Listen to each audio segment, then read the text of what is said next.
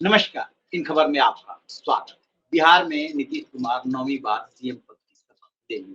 उनके साथ 2 deputy chief minister सम्राट चौधरी और विजय सिन्हा भी बने हैं। कुल 8 मंत्रियों ने शपथ ली है। सबसे बड़ा सवाल ये है कि गठबंधन कब तक और बीजेपी ने क्या सोच करके फिर से जेडीयू से गठबंधन ये किया है।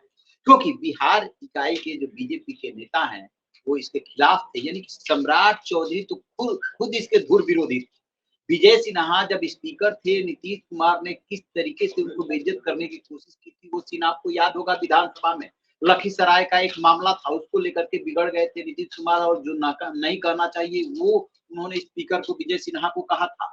तब विजय सिन्हा ने यहाँ तक कह दिया था कि आप ही मुख्यमंत्री बता दीजिए कि सदन किस तरीके से चलेगा। और वही विजय सिन्हा, वही सम्राट चौधरी ने पगड़ी बांधी थी। उनसे जब पूछा गया था, खुद नीतीश कुमार ने पूछा था कि ये आप पगड़ी क्यों बांध रहे हैं, तो उन्होंने कहा कि आपको जब तक सीएम पद से नहीं हटा लूंगा तब तक ये पगड़ी नहीं खोलूंगा। और वही दोनों नेता उनके लेफ्टिनेंट बने हैं। आखिरकार इसके पीछे खेल क्या है, इस खेल को समझना।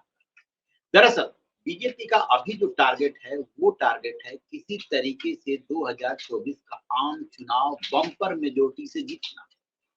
इसको 350 के पार ले जाना, और कोशिश तो होगी कि 400 तक किसी तरीके से इसको ले जाए। फिर उसके लिए कौन-कौन से तरीके अपनाए जाएंगे, उसी में से एक ही एग्जाम्पल है बिहार का। अदरवाइज अंदाजा लगाइए कि नीतीश कुमार के लिए तो बीजेपी के बड़े नेताओं ने कह दिया था कि सारे खिड़की दरवाजे बंद हो चुके हैं। गिरिराज सिंह का तो रोज ही बयान आता था। फिर ऐसा क्या हुआ कि वो खिड़की दरवाजे खुल गए? वो ये हुआ कि बीजेपी को हर हाल में इंडी गठबंधन को तोड़ना, और उसके लिए उसने ये चाल चल दी कि यदि नीतीश कुमार आते हैं तो फिर से दरवाजे हम खोल देंगे। वो इंडी गठबंधन को बनाने की पहल किए थे। 23 जून को पटना में बैठक हुई थी। उसके बाद बेंगलुरु, मुंबई और फिर दिल्ली में बैठक हुई। नीतीश कुमार सोच रहे थे कि उन्हें जो है पीएम पद का उम्मीदवार बनाया जाएगा, दावेदार बनाया जाएगा, लेकिन ऐसा हो न सका।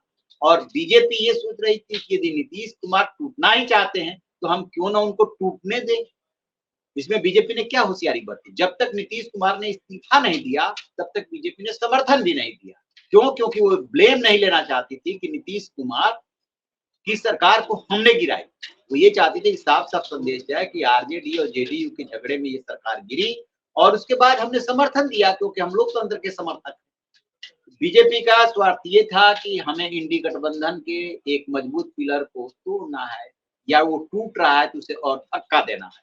और नीतीश कुमार का ये था कि मोदी का पलड़ा भारी पड़ रहा है। खासतौर से अयोध्या में राम मंदिर के उद्घाटन के बाद जिस तरीके से राममय का माहौल हुआ, नीतीश को लगने लगा कि मोदी के साथ रहने में फायदा है। तो नीतीश कुमार जो है आ गए, और नीतीश कुमार को इसमें फायदा लगने लगा कि पिछली बार लोकसभा की 16 सीटें हम जीते थे, तो क्यों ना अब की बार भी जो है वही दांव लगाया जाए। जब लोकसभा का चुनाव जीत लेंगे फिर देखा जाएगा कि क्या करना है। तभी तो प्रशांत किशोर जैसे रणनीतिकार ये कह रहे हैं कि अभी एक बार और नीतीश पाला बदलेंगे 2025 के विधानसभा चुनाव से पहले। लोकसभा चुनाव में जो भी सीटें मिलेगी, जो परिस्थितियां बनेगी, उसके बाद नीतीश कुमार फिर से विचार कर सकते हैं। और तेजस्वी भी कहीं ना कहीं पीके के सुर में ही सुर मिलाते हुए दिख रहे हैं। कह रहे हैं कि अभी असली खेला बाकी है। तो दोनों पक्ष का कहीं ना कहीं स्वार्थ है, और उस स्वार्थ के तहत एक दूसरे को नहीं देखना चाहते थे, इसके बावजूद देख रहे हैं, एक साथ सरकार में काम करेंगे। अब देखते हैं कि आगे क्या सीन बनता है। आज तो 8 मंत्रियों ने शपथ ली, क्योंकि पिछली सरकार में भी 2 डिप्टी चीफ मिनिस्टर थे, तारकिशोर प्रसाद और रेणु देवी। इस सरकार में भी 2 डिप्टी चीफ मिनिस्टर बने हैं, लेकिन चेहरे बदल गए हैं। एक पिछड़ा वर्ग से लाया गया है कुशवाहा, और एक जो है अगड़ा है विजय सिन्हा। तो समीकरणों को साधने की कोशिश कर रही है बीजेपी अपने हिसाब से, लेकिन उसका अल्टीमेट टारगेट जो है वो है बिहार में अपना चीफ मिनिस्टर। अभी वो मौके की तलाश में है, पहले लोकसभा चुनाव हो जाने दीजिए। अदरवाइज पीके तो बताया करते हैं कि नीतीश ने सिर्फ इसलिए बीजेपी और एनडीए का साथ छोड़ा क्योंकि उन्हें इस बात का डर था कि 2024 में बंपर मेजोरिटी आने के बाद बीजेपी उन्हें सीएम पद से हटा देती, लिहाजा वो महागठबंधन के साथ चले गए थे। अब क्या सही है क्या गलत है ये तो पीके जाने और नीतीश जाने, लेकिन जिस तरीके से नीतीश पलटी मार रहे हैं उससे मतलब कह सकते हैं उसको देख करके कि एक बार और पलटी मारेंगे, ये कोई असंभव बात नहीं कह रहे हैं, ये हो सकता है क्योंकि लोकसभा चुनाव के बाद परिस्थितियां बदलेंगी। अब बाकी कौन कौन इस मंत्रिमंडल में शामिल हुए हैं, क्या उनका बैकग्राउंड है, ये बताएंगे हमारे सहयोगी राघवेंद्र। बिल्कुल।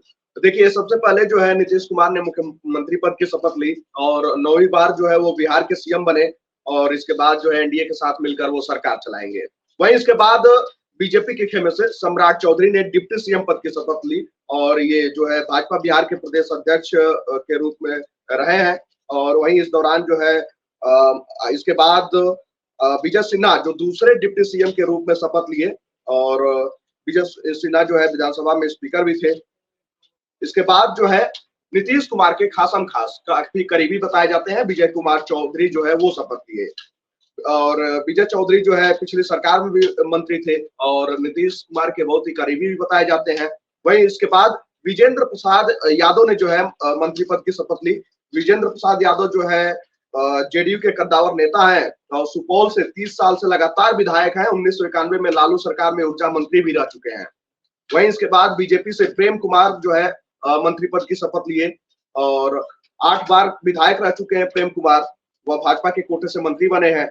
वहीं इसके बाद श्रवण कुमार ने भी शपथ लिया और श्रवण कुमार जो है जेडीयू के बिहार यूनिट के मुखिया हैं और श्रवण कुमार नीतीश कुमार के बड़े समर्थक भी बताए जाते हैं। इसके बाद संतोष कुमार सुमन जो है शपथ लिए और ये जीतन राम मांझी के बेटे हैं, हम की तरफ से आते हैं और इससे पहले भी ये मंत्री रह चुके हैं। इसके बाद सुमित सिंह जो चौंकाने वाला एक चेहरा था, एक युवा नेता जो है सबसे ये जो मंत्रियों ने शपथ ली उनमें सबसे युवा है ये और निर्दलीय विधायक हैं और नीतीश के नए मंत्रिमंडल में ये सबसे युवा चेहरे के रूप में है।